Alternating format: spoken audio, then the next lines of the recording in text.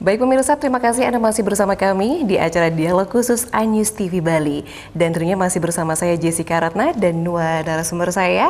Baik, kita langsung saja Ibu menjawab pertanyaan saya tadi terkait dengan pengelolaan kurikulum. Nah, ini kan mahasiswanya bisa saja tidak mengambil MBKM. Jadi mengikuti program reguler. Apakah ada perbedaan atau bagaimana pengelolaan dari kurikulum yang mengikuti MBKM dan yang reguler ini? Silakan Ibu. Jadi kalau yang tadi kan sudah saya jelaskan MBKM itu ada 4 sebenarnya skemanya ya. Tapi kalau misalnya mahasiswa ini namanya Merdeka Belajar Kampus Merdeka, kata kuncinya adalah mahasiswa merdeka. Boleh memilih, boleh tidak. Tapi kalau kami di universitas wajib memfasilitasi, itu kata kuncinya dulu ya. Jadi kalau mahasiswa kami kemudian tidak mengikuti pembelajaran di luar perguruan tinggi, tapi mereka bisa kemudian mereka memilih proses pembelajaran di luar prodinya. Itu banyak juga di kampus kami. Jadi mahasiswa saya simulasikan seperti ini. Misalnya mahasiswa kami dari manajemen gitu ya, mereka mereka punya konsentrasi misalnya entrepreneur gitu ya. Nah kemudian mata kuliah mereka mengambil mata kuliah terkait dengan hukum, untuk pengetahuan hukum mereka mengambil penghitung perusahaan, mereka mengambil di hukum, prodi hukum ya. Kemudian untuk masalah belajar tentang coding data, pengolahan data, mereka belajarnya di teknologi informasi. Di teknologi informasi, kemudian mereka belajar tentang lingkungan organisasi pemerintah, mereka belajar AMDAL namanya, analisis dampak lingkungan organisasi publik, mereka belajarnya di prodi administrasi negara. Kemudian mereka juga memerlukan kemampuan untuk berkomunikasi, jadi mereka belajar digital marketing itu di prodi ilmu komunikasi. Begitu seterusnya. Jadi irisan-irisan kurikulum ini mereka lakukan di prodi lain, tapi dalam lingkungan Undiknas. Tapi kemudian kalau yang tidak memilih sama sekali, mereka tetap belajar seperti biasa, ya tetap kita persilakan. Itu kan hak mereka ya. Jadi mahasiswa tetap belajar sesuai dengan kompetensinya. Tapi kalau kami di Undiknas, itu masing-masing prodi sudah memiliki konsentrasi dan nanti akan terhubung kepada capaian pembelajarannya seperti itu. Jadi sudah di kurikulum kami sudah jelas seperti itu. Sudah jelas sekali ya. Baik, mungkin dari Bapak Profesor Sri Subawa ini bisa menjelaskan sedikit mengenai Merdeka Belajar Kampus Merdeka ini, apakah ada kerjasama antara stakeholder atau antar instansi lain gitu agar kegiatan ini bisa berjalan dengan lancar? Ya, baik.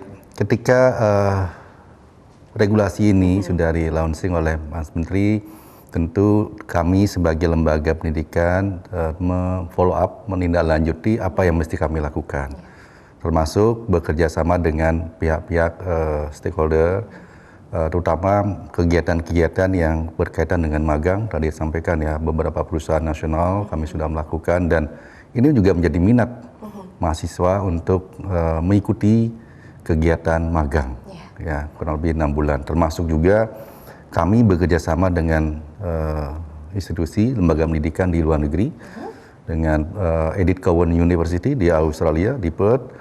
Itu juga bagian dari proses Merdeka Belajar Kampus Merdeka, ya pengakuan terhadap transfer kredit dari Edith Cowan University kepada beberapa mahasiswa kami.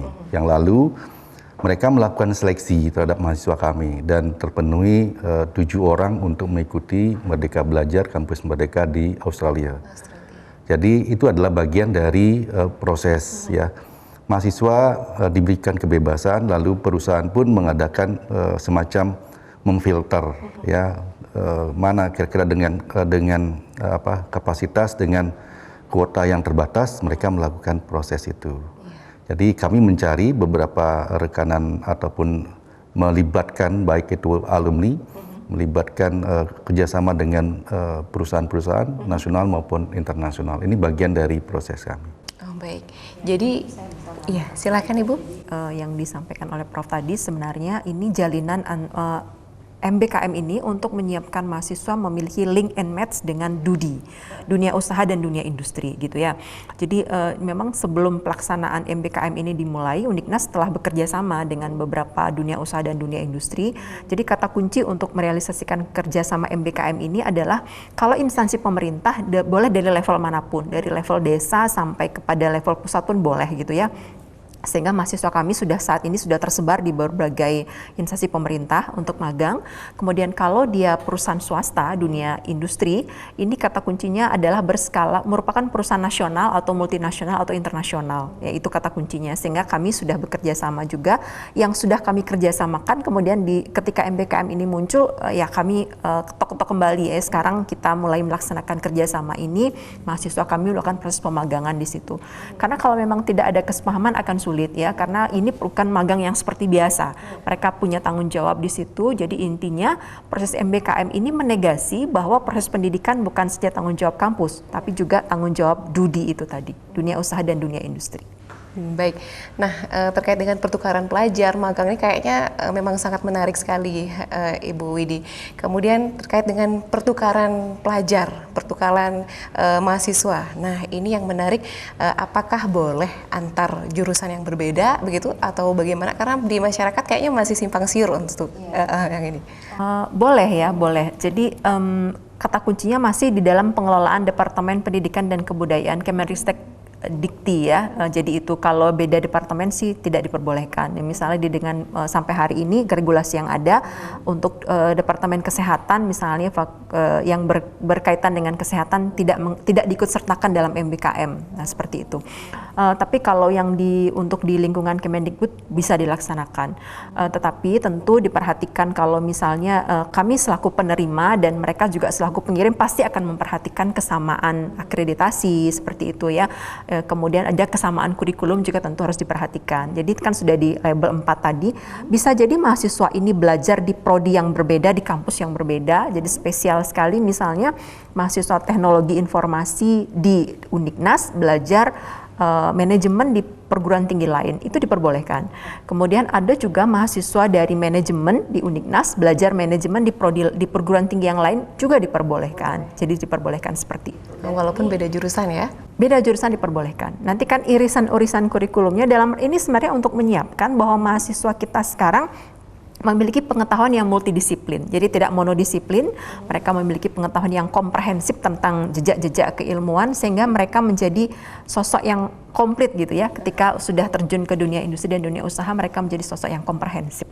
Ya, jadi ini adalah tujuan pemerintah agar mahasiswa kami atau mahasiswa dimanapun memahami ini Indonesia, cross culture.